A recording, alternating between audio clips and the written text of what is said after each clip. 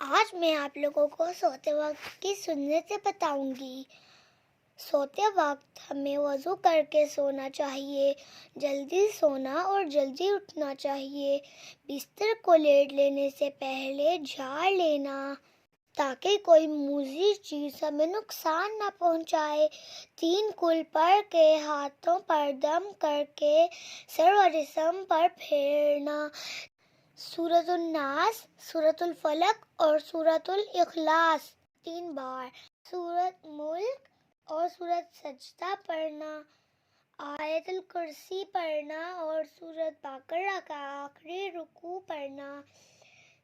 دایاں ہاتھ دائیں رخسار کے نیچے رکھنا اور دائیں کروٹ لینا۔